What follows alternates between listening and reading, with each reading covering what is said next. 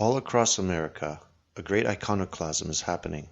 What started with murmurs of disapproval and the banishing of suspect symbols has become an out-and-out torrent of rage against collective memory.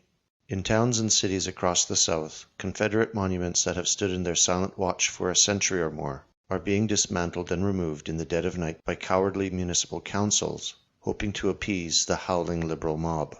Frustrated with the slow pace of bureaucratic vandalism, this very same mob has taken it upon itself to engage in vigilante vandalism to destroy these icons in broad daylight instead, literally trampling and spitting on the past with self-congratulatory abandon. This attack on history is not new. It is simply the culmination of a process which has been ongoing in Hollywood and in print for years. The psychological destruction of history has now manifested itself in the physical realm. Yet their actions which aim to show their strength, in reality show their weakness. Though they may be able to operate with seeming impunity, the factor which above all motivates them is fear. They are frightened of history itself, and its power to potentially awaken the spirit of white resistance. It is unsurprising they should accelerate their campaign to destroy history in the era of Brexit and Trump. These electoral earthquakes exposed the precariousness of their ideological hegemony and showed indisputably a hardening resistance to their agenda. But far from backing down in the face of the turning tide, they have sought to speed up their plans to sever nations from their roots, by erasing the great continuous procession of the past. In their efforts to convert all to their nihilistic, relativistic, and hedonistic ideology, tearing down the heroes of history is essential, because the great heroes of the past through their actions proved there are objective standards to live up to. They prove that an individual can transcend circumstance, conquer adversity, and above all, resist the prevailing currents of thought. Generally is an infuriating figure for the left, because although sullied by the supposed moral infirmity of his cause, the marble man who carried out his duty to the end with impeccable conduct in the face of overwhelming odds still captures the imagination of many today. They believe by removing his likeness and attempting to erase him from history, they will extinguish his ability to awaken the will to resist in those who are seeking idols in an age of villains. It is important that they do this now because more and more people are surveying the vulgar, vapid, and morally sick nature of modernity and are becoming restless and disillusioned. More and more people are realizing we have chosen the wrong path, and to choose a different route we must return to where we came from. We must look back to our ancestors. In the minds of the fearful, they must stamp out the dim embers of a coherent, collective mythology, now, once and for all, to complete their plans for a rootless, international, and meaningless world.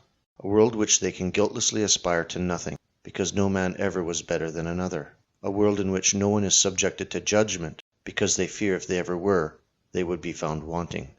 For all of their hollow espousal of tolerance, it is inconceivable to them to believe that the Confederate memorials represent in actuality the pinnacle of tolerance. They are the embodiment of a respectful reconciliation between old enemies, a graceful nod to the notion that people can fight and die on opposite sides, but in the end come together as one to build a collective future.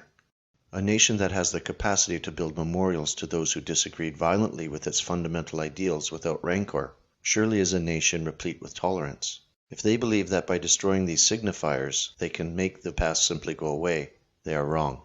For every statue they topple, for every set of bones they disturb, for every memorial that is melted down, they stoke the fires of white resistance.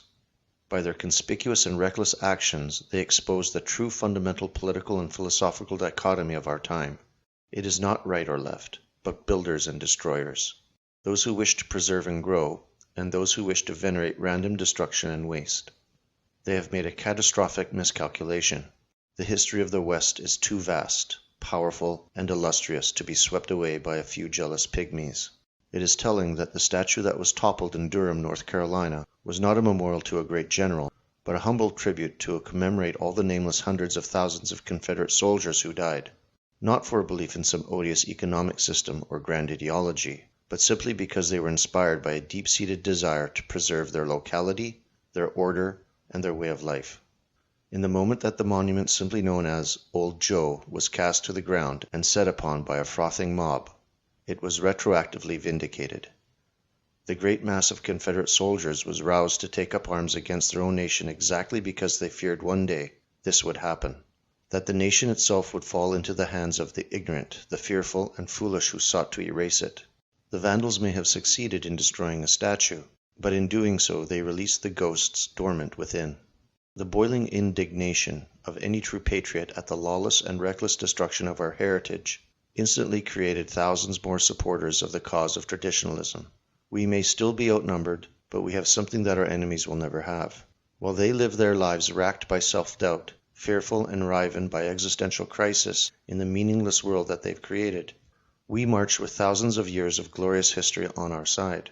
Our path may be difficult, but every step we travel, we are cheered on by the multitude of those who fought and died to make our world possible. While the destroyer can only feel strength in the mob, every one of our actions is guided by the wisdom and strength of those who came before us. When we march together, we march not only as friends and comrades standing against the tide of destruction and decay, but we march in lockstep with the tenacious columns of those Confederate soldiers who gave their lives in a heroic act of collective defiance. They may pull down Robert E. Lee, but they will not pull down Western civilization. His likeness may have vanished from many parks across the country, but that is only because General Lee rides again.